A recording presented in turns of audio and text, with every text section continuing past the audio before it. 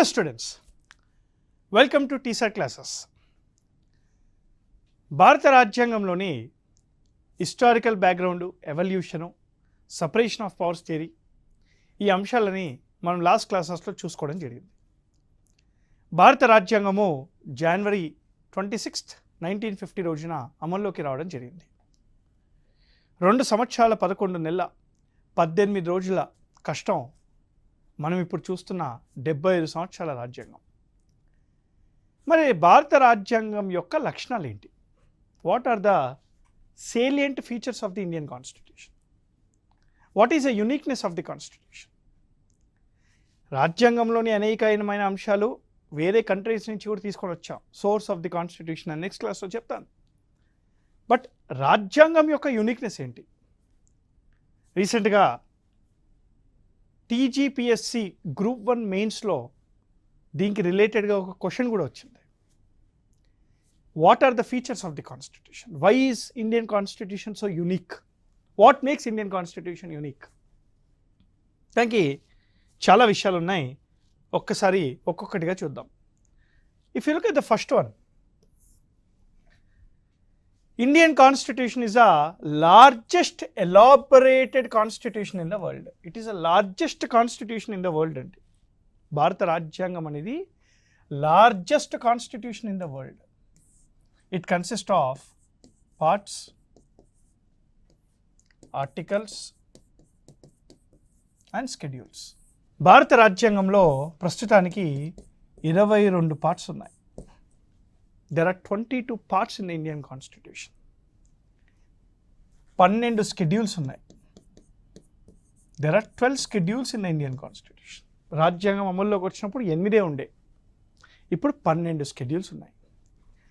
రాజ్యాంగములో 395 articles ఉన్నాయి. 395 articles ఉన్నాయి. మనకి సబ్ క్లాజెస్, సబ్ ఆర్టికల్స్ అన్నీ కూడాను లెక్కిస్తే 467 ఆర్టికల్స్ ఉంటాయి. ఆల్మోస్ట్ 467 ప్రొవిజన్స్ ఉంటాయి. Indian constitution is the largest constitution in the world. ఎందుకు? వై? నాకు చాలా రీజన్స్ ఉన్నాయి. దానిలో ఫస్ట్ రీజను పాపులేషన్, రెండో reason diversity, inspiration from government of India act 1935, కేంద్ర రాష్ట్ర సంబంధాలు, డీటెయిల్డ్ ఎక్స్ప్లెనేషన్. ఇవన్నీ కారణాల వల్ల Indian constitution is the largest constitution in the world, largest democracy in the world. What is the longest democracy? America. Largest democracy? India. మరి రెండో feature, Indian constitution is a లిఖితపూర్వమైన constitution. It is a written constitution. జనరల్గా there are 2 types of constitutions: written constitution, unwritten constitution. Examples for written constitution వచ్చేసి మనకి USA ఉంది, India ఉంది, Pakistan return constitution యొక్క ఎగ్జాంపులే. మరి అన్రిటర్న్ కాన్స్టిట్యూషన్ ఏంటి sir? Example Britain, UK, New Zealand, Israel. ఇవన్నీ unwritten constitution అనమాట. What is the difference between both? India is called a return constitution. భారత రాజ్యాంగం అనేది return constitution. Return constitution is where it is return once in the history. ఒకేసారి రాసేస్తాం, మళ్ళీ రాయం. ఒకేసారి రాసేస్తాం కాబట్టి there is a difference between primary and secondary constitution. రాజ్యాంగం primary constitution అయితే మిగతా చట్టాలన్నీ కూడాను సెకండరీ కాన్స్టిట్యూషన్స్ అవుతాయి. రిటర్న్ కాన్స్టిట్యూషను రిజిడ్గా ఉంటుంది. It is rigid in nature. It is rigid in nature. Written constitution is rigid in nature. Point number 1. Written constitution is written once in the history. There is a difference between primary and secondary constitution. Written కాన్స్టిట్యూషన్లో న్యాయ వ్యవస్థ కొద్దిగా పవర్ఫుల్గా ఉంటుంది. Judiciary is powerful. Amendment is not easy. అంటే రాజ్యాంగాన్ని సవరించడం తేలిక కాదు, చాలా కష్టంగా చేస్తారు. రూల్ ఆఫ్ లా అని రిటర్న్ కాన్స్టిట్యూషన్లో ఎక్కువగా ఉంటుంది. Rule of law is prevail in return constitution. అదే అన్రిటన్ కాన్స్టిట్యూషను ప్రతి చట్టము లెజిస్లేచర్ చేసిన ప్రతి చట్టము ప్రైమరీ లానే. అందుకే లెజిస్లేటివ్ సుప్రీమసీ ఎక్కువ ఉంటుంది అక్కడ. ఫ్లెక్సిబుల్ కాన్స్టిట్యూషన్ ఉంటుంది. Legislature is very much supreme in that. Okay, so this is your written constitution. మూడో sir, a federation with unitary features. KC Wheare ఏమన్నాడంటే, ఈ side Indian constitution is a quasi federal అని అంటాడు. భారత రాజ్యాంగం అనేది, భారతదేశం అనేది క్వాజీ ఫెడరల్ అంటే ఏంటి? ఈ క్వాజాయ్ ఫెడరల్ అంటే it consist of both the features of federation and unitary. What is the difference? Federation అంటే ఇండియాలో ఉన్నవి ఏవే ఉన్నాయి చెప్తున్నాను చూడండి. డివిజన్ ఆఫ్ పవర్స్ ఉంటాయి సెంటర్కి మరియు స్టేట్కి, కేంద్ర రాష్ట్ర సంబంధాలు. They is a division of powers between centre and state. There is a division of power between center and state, right? There is also a, right, independent judiciary. There is a written constitution. The subjects are divided into 3 lists. India lo union list, state list and concurrent list. Union జాబితాలో ఉండే subjects మీద చట్టాలు చేసే అధికారం కేంద్రానికి మాత్రమే ఉంటుంది. రాష్ట్ర జాబితాలోని సబ్జెక్ట్స్ మీద చట్టాలు చేసే అధికారము రాష్ట్ర లెజిస్లేచర్, రాష్ట్ర శాసనసభకు ఉంటుంది. కంకరెంట్ లిస్ట్లో ఉండే సబ్జెక్ట్స్ మీద చట్టాలు చేసే అధికారము ఎవరైనా చేయొచ్చు. కేంద్రమైనా చేయొచ్చు, రాష్ట్రాలైనా చేయవచ్చు. కానీ అల్టిమేట్గా కేంద్రం చేసింది నెగ్గుతుంది, అది వేరే. సో ఇండియాలో ఫెడరల్ ఫీచర్స్ ఉన్నాయి. అంటే ఇండియాలో డివిజన్ ఆఫ్ పవర్స్ ఉంటాయి. కేంద్రము రాష్ట్రము ఏర్పాటు చేస్తారు.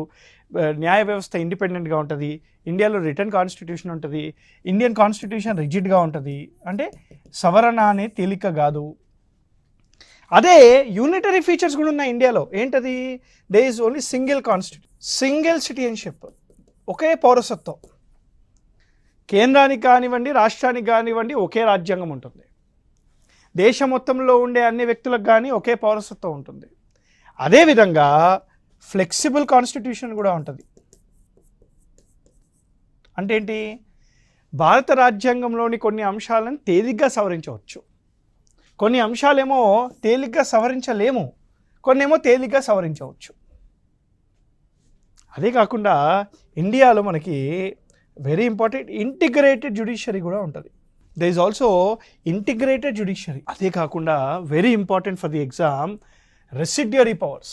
According to article 248 of the Indian constitution, residuary powers అనేవి పార్లమెంట్కి ఉంటుంది. అదే అమెరికాలో రెసిడ్యూరీ పవర్స్ స్టేట్స్కి ఉంటాయి, కేంద్రానికి ఉండదు. ఇండియాలో కేంద్రానికి ఉంటుంది రెసిడ్యూరీ పవర్స్. గుర్తుపెట్టుకోవాలి సార్, ఇది ఎగ్జామ్కి ఇంపార్టెంట్ మనకి. అంటే India is a federation with strong centre అనమాట. మరి ఇండియాలో ఫెడరేషన్ ఉంది మరియు యూనిటరీ ఉన్నా కూడా, నెక్స్ట్ ఇందాక చెప్పా, ఇండియాలో ఫెడరేషన్ ఉన్నప్పటికీ కూడాను సెంటరే స్ట్రాంగ్. ఇండియాలో కేంద్ర రాష్ట్ర సంబంధాలు ఉన్నప్పటికీ కూడాను కేంద్రానికి ఎక్కువ అధికారాలు ఉంటాయి. ఎందుకంటారు? దానికి కొన్ని కారణాలు ఉన్నాయి. What makes the union strong? ఇండియాలో ఆర్టికల్ 248 ప్రకారంగా రెసిడ్యూరీ పవర్స్ అనేవి కేంద్రానికే ఉంటాయి. That makes union strong.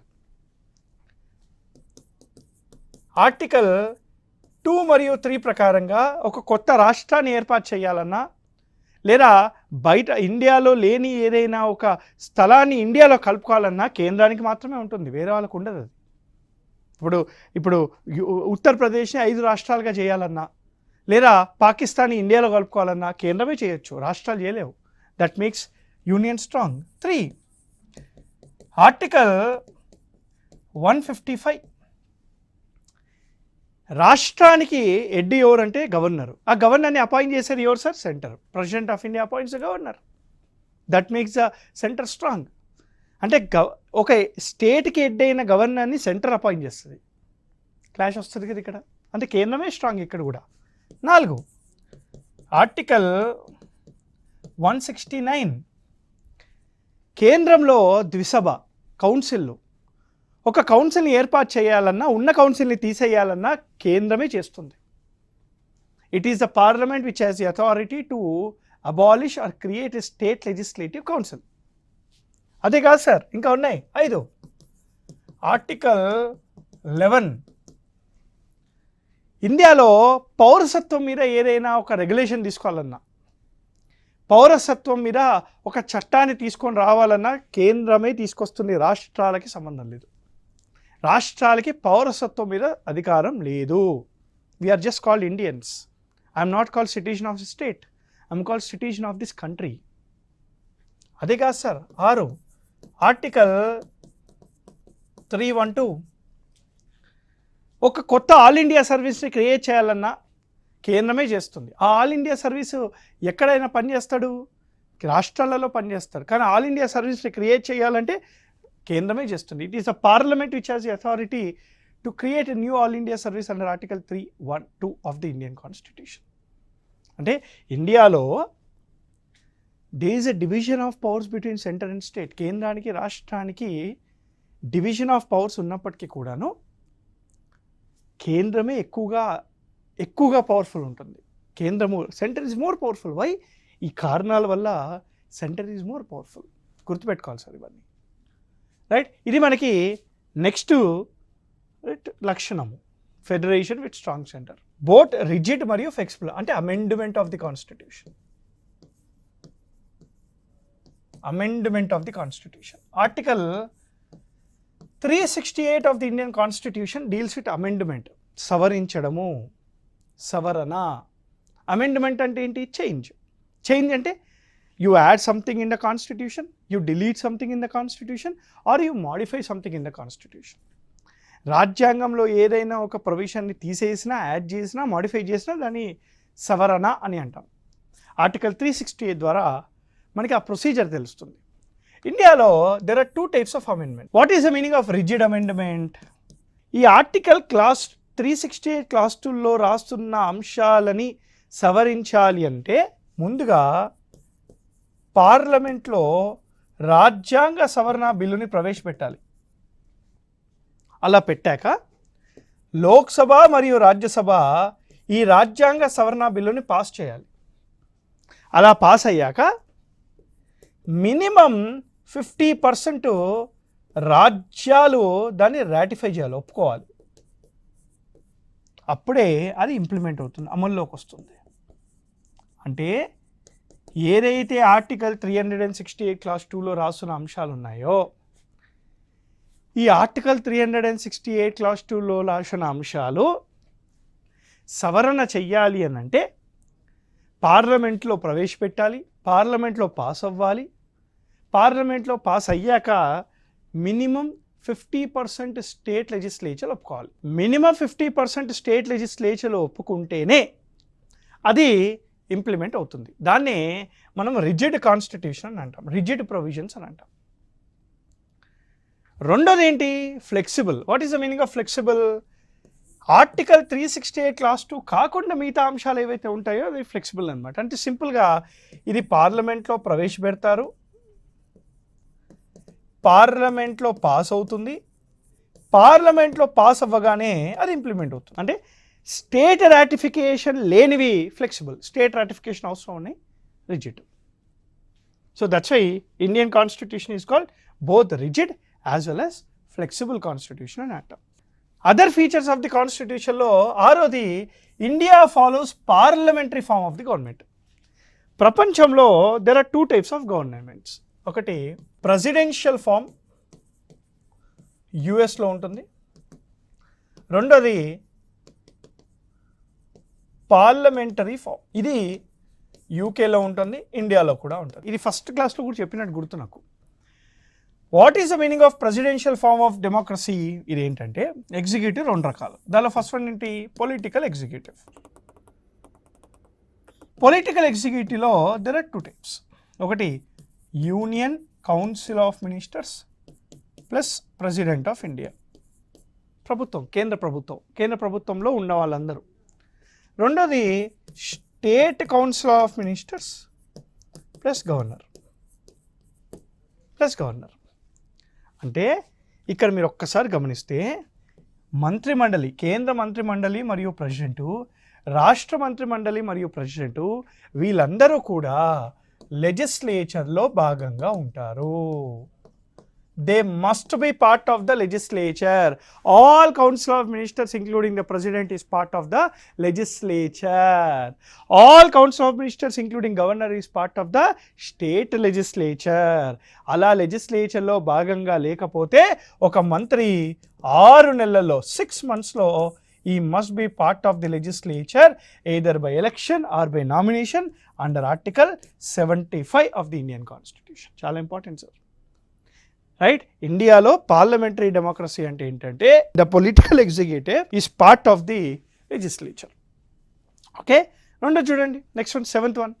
ఇండియాలో ప్రభుత్వం ఉంటుంది, the government. Government is nothing but an organization which consist of certain people, certain hierarchy with rules and regulations to govern a certain area. ఒక ఏరియాని కొంతమంది కలిసి పరిపాలించే విధానాన్ని ప్రభుత్వము అని అంటాం కదా. ఇండియాలో గవర్నమెంట్లో ఎన్ని రకాలు ఇది చూడాలి జాగ్రత్తగా చూడాలి. ఒకటి, ద యూనియన్, కేంద్ర ప్రభుత్వం. ద స్టేట్, రాష్ట్ర ప్రభుత్వం. ఈ లోకల్ గవర్నెన్స్లో మళ్ళీ 2 రకాలు, పంచాయతీ రాజ్ సంస్థలు, రెండోది మున్సిపాలిటీస్. ఇంతేనా? ఈ 3 మనకు తెలిసింది, ఇంకా ఉన్నాయి 4 యూనియన్ టెరిటరీస్, కేంద్ర పాలిక ప్రాంతాలు. మొత్తం ఎన్ని యూనియన్ టెరిటరీస్ ఉన్నాయి? 8 యూనియన్ టెరిటరీస్ ఉన్నాయి. దానిలో 3 విత్ లెజిస్లేచర్స్. రీసెంట్గానే జమ్మూ అండ్ కాశ్మీర్లో ఎన్నికలు కూడా జరిగాయి. సో కేంద్ర పాలిక ప్రాంతాలు 8 union territories are there. 5 schedule 5 areas. There are schedule 5 areas. ఈ షెడ్యూల్ 5 ఏరియాస్ ఎన్ని రాష్ట్రాలలో ఉన్నాయి? They're in 10 states directly governed by the President of India. Schedule 6 areas, 80 states. Assam, Tripura, Meghalaya, Mizoram. Cooperative societies. Sahakara Sangalu, Part 9B of the Constitution. Part 9B of the Constitution, Sahakara Sangalu. చూడండి, government అనేది మన ఇండియాలో the union, the state, local governance, union territories, schedule 5 ప్రాంతాలు, schedule 6 ప్రాంతాలు, cooperative societies, ఇవన్నీ కూడా ఉంటాయి అన్నమాట. Okay, part 5, part 6, part 9, part 8, right, schedules 244 class 1, 244 class 2, right, part 9B cooperative societies అన్నమాట. ఓకే, నెక్స్ట్ వన్ చూడండి. ఇండియాలో first past the post system మరియు ప్రపోర్షనల్ రిప్రజెంటేటివ్ సిస్టమ్ 2 ఉంటాయి. డెమోక్రసీ అనేది 2 రకాలుగా ఉంటుంది, డైరెక్ట్ డెమోక్రసీ మరియు indirect democracy. Know what is the meaning of direct democracy? Right, ఇక్కడ రైట్ టు ఓట్ ఉంటుంది మరియు రైట్ టు రీకాల్ కూడా ఉంటుంది. స్విట్జర్లాండ్లో చూస్తాం మనం. Madhya Pradesh is the first state in India to implement direct democracy in local governance. Right to రీకాల్ని తీసుకొచ్చిన ఫస్ట్ స్టేట్ ఇండియాలో మధ్యప్రదేశ్. గుర్తుపెట్టుకోవాలి సార్ ఇది. ఓకే, మరి ఇండైరెక్ట్ డెమోక్రసీ అంటే ఏంటి? ఓన్లీ రైట్ టు ఓట్ మాత్రమే ఉంటుంది. దీన్నే పార్టిసిపేటరీ డెమోక్రసీ అని కూడా అంటారు, లేదా రిప్రజెంటేటివ్ డెమోక్రసీ అని కూడా అంటారు. ఇండైరెక్ట్ డెమోక్రసీలో రైట్ టు ఓట్ వచ్చేసి 2 రకాలుగా ఉంటుంది. First past the post system, proportional representative system. First past the post system, proportional representative system. ఈ first past the post system ఇండియాలో లోక్సభ ఎంపీస్కి గాను, అసెంబ్లీకి చెందిన ఎమ్మెల్యేస్కి గాను, పంచాయతీరాజ్ సంస్థలు రైట్ మెంబర్స్కి గాను, మున్సిపాలిటీ ఎలక్షన్స్కి గాను, మున్సిపాలిటీ మెంబర్స్కి గాను ఇది యూజ్ చేస్తాం. ఈ యొక్క ఎన్నికల విధానాన్ని దీనికి యూజ్ చేస్తాం. మరి ప్రపోర్షనల్ రిప్రజెంటేటివ్ సిస్టమ్ దీనికి యూజ్ చేస్తాం సార్. రైట్, రాజ్యసభ ఎంపీల యొక్క ఎన్నికలు గాను, స్టేట్ లెజిస్లేటివ్ కౌన్సిల్ ఎమ్మెల్సీస్కి గాను, ప్రెసిడెంట్ ఆఫ్ ఇండియా ఎన్నికలకి గాను, వైస్ ప్రెసిడెంట్ ఆఫ్ ఇండియా యొక్క ఎన్నికలు, దీనికి మనం ప్రపోర్షనల్ రిప్రజెంటేటివ్ సిస్టమ్ అనే ఒక పద్ధతిని యూజ్ చేస్తాం. సో ఇండియాలో 2 రకాల ఎన్నికలు ఉంటాయి. ఈ 2 రకాల ఎన్నికలు డెమోక్రసీ, డైరెక్ట్ డెమోక్రసీ, ఇవన్నీ కూడా ఉంటాయి అన్నమాట. ఇది 8th one. మరి రెండో విషయం, నెక్స్ట్ ఫీచర్ ఏంటి? What is the next feature? ఇండియాలో బోత్ ఇండిపెండెంట్ జ్యుడిషియరీ ఉంటుంది, ఇంటిగ్రేటెడ్ జ్యుడిషియరీ కూడా ఉంటుంది. ఇది మీకు ముందే చెప్పినాను మీకు ఇది. What is the meaning of independent judiciary? ఇండియాలో రాజ్యాంగాన్ని కాపాడే వ్యవస్థ కాబట్టి భారత న్యాయ వ్యవస్థ ఇండిపెండెంట్గా పనిచేస్తుంది. మరి what is the meaning of integrated judiciary?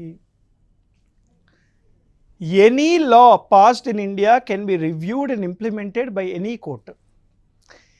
ఇండియాలో ఎవరు చేసిన చట్టమైనా కూడాను ఎవరైనా దాన్ని సమీక్షించి అమలు పరచవచ్చు. యూనియన్ చట్టాలు, కేంద్రం చేసిన చట్టాలు సుప్రీంకోర్టే తీసుకొని రావాలి, అక్కడే రివ్యూ చేయాలని లేదు. కేంద్రం తీసుకొచ్చిన చట్టాలు డిస్ట్రిక్ట్ కోర్టులు కూడా ఇంప్లిమెంట్ చేయొచ్చు. దాన్ని ఇంటిగ్రేటెడ్ జ్యుడిషియరీ అని అంటాం. ఇండియాలో జ్యుడిషియరీ వచ్చేసి ఇంటిగ్రేటెడ్ సిస్టమ్గా ఉంటుంది. Supreme court at the top, high court at state level and lower courts. దీన్ని సబార్డినేట్ కోర్ట్ అని కూడా అంటారు. మొత్తం దేశానికి there is only 1 supreme court, 25 high courts, 600+ subordinate courts ఉన్నాయి. మనకి 600 పైగా డిస్ట్రిక్ట్ కోర్టులు ఉన్నాయి. డిస్ట్రిక్ట్ కోర్టులలో మళ్ళీ రకరకాలుగా ఉంటాయి. Civil court, criminal court, revenue boards ఇట్లా ఉంటాయి అన్నమాట. Okay, next emergency provision. Part 18 of the constitution, article 352 to 360 talks about emergency. There are 3 types of emergencies: national emergency, state emergency, financial emergency. ఇప్పటి వరకు national emergency అనేది 3 సార్లు పెట్టారు, 3 times. ఎక్కువ సార్లు పెట్టిన స్టేట్ ఎమర్జెన్సీ ఉత్తరప్రదేశ్. అసలు స్టేట్ ఎమర్జెన్సీ పెట్టని రాష్ట్రాలు Telangana, Chhattisgarh. Till now financial emergency was never imposed.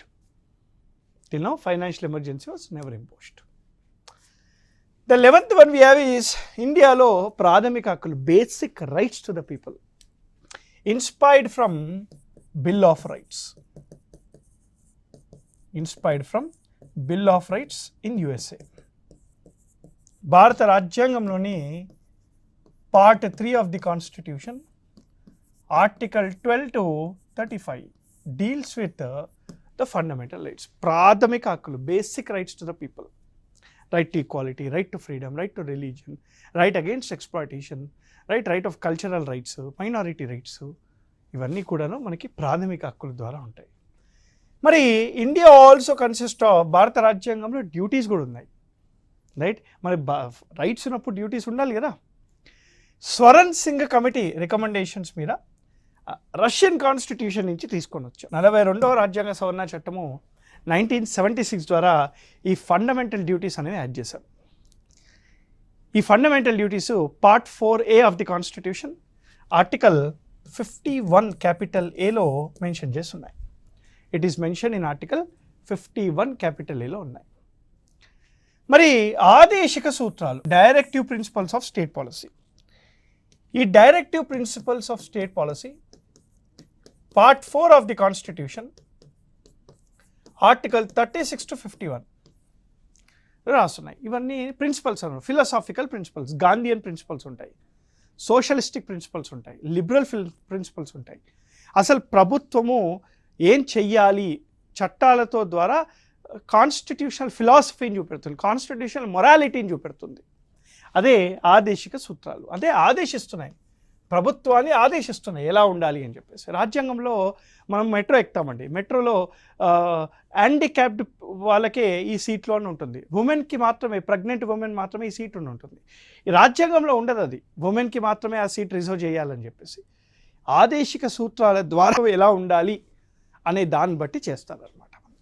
Okay, ఇది ఆదేశిక సూత్రాలు. And last one we have universal adult franchise, right? Part 15 of the Constitution, Article 326 deals with right to vote on the basis of universal adult franchise. అంటే age అన్నమాట. ఒక వ్యక్తి ఇండియాలో 18 years దాటేస్తే అతనికి vote హక్కు వస్తుంది అనమాట. ఈ 18 యాక్చువల్గా 21 yearsగా ఉండేది. రాజీవ్ గాంధీ గవర్నమెంట్లో 61వ రాజ్యాంగ సవరణ చట్టం 1989 ద్వారా 61వ రాజ్యాంగ సవరణ చట్టం ద్వారా మనకి ఈ ఆర్టికల్ 326లో సవరణ తీసుకొచ్చి రైట్ టు ఓట్ అనేది ఇప్పుడు ఆర్టికల్ మన ఏజ్ అనేది డిక్రీజ్ చేయడం జరిగింది. రీసెంట్గా చూసుకుంటే మన 2024 ఎన్నికల్లో ఇండియాలో సుమారుగా 95 కోట్ల ఓటర్లు ఉన్నారు. 95 crore voters are there in India. It is almost equal to population of some 30 countries in the world. మనం యాడ్స్ ఆఫ్ చెప్పాల్సింది ఆర్టికల్ 324 ద్వారా స్థాపించబడ్డ ఎన్నికల సంఘానికి, election commission of India. It is a single organization which conducts elections in free and transparent manner. So this is very important. ఇవి రాజ్యాంగ లక్షణాలు, features of the Indian constitution. రాజ్యాంగం యొక్క లక్షణాలను అర్థం చేసుకుంటేనే ఆ లక్షణాలతో కూడిన విషయాలను ఫ్యూచర్ క్లాసెస్లో ఇంకా అర్థం అవుతూ ఉంటాయి. Understanding a person is very important to be with అని అంటారు కదా, అలానే రాజ్యాంగాన్ని అర్థం చేసుకోవడం కూడా చాలా important to understand what is constitution. ఇది features of the Indian constitution. ఇంకో టాపిక్తోని మళ్ళీ కలుస్తాను. Till then happy learning. Jai Hind.